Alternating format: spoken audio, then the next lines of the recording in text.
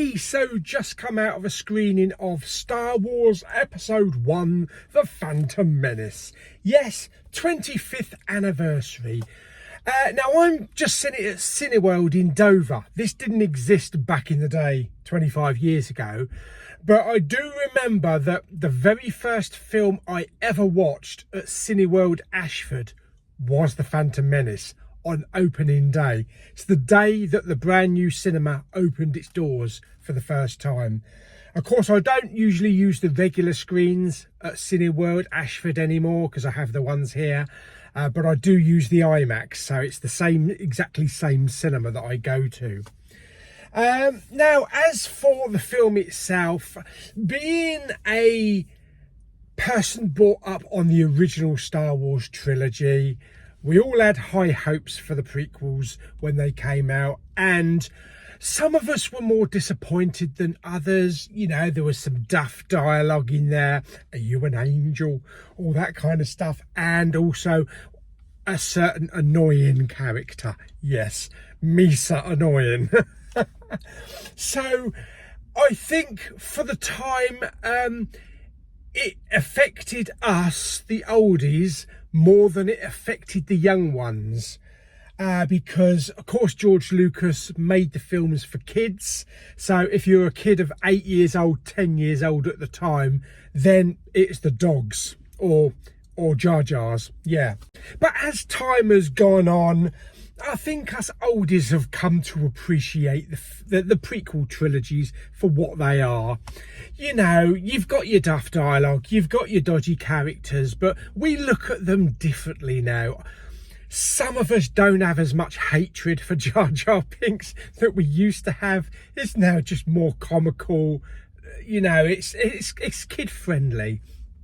So I can happily sit and watch The Phantom Menace and think of good times and just enjoy what you've got on the big screen there.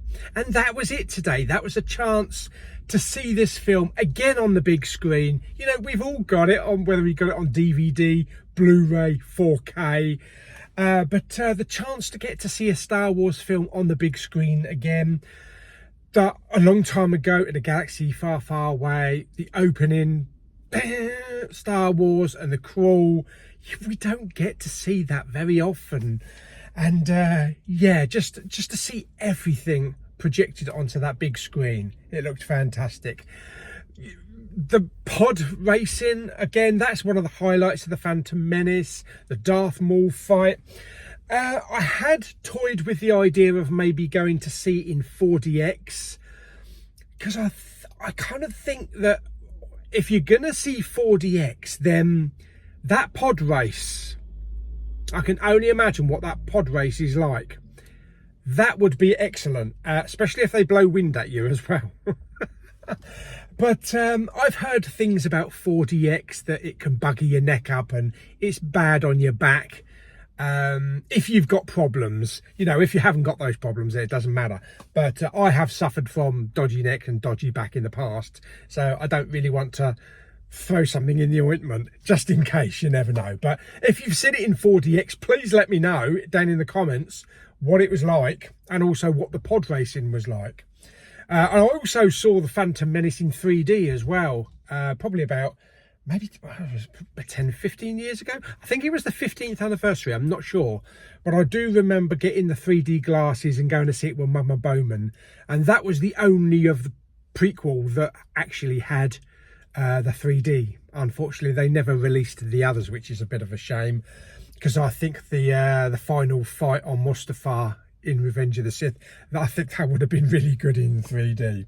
So yeah, so there we go. So that is, I'm not going to say that's my review of Star Wars The Phantom Menace, because I've talked about it before, and you know, it's not Empire Strikes Back for me. You know, I was brought up on Star Wars, Empire Strikes Back and Return of the Jedi, but there is a certain amount of nostalgia and love for the prequels, whether it be this, Attack of the Clones, or Revenge of the Sith.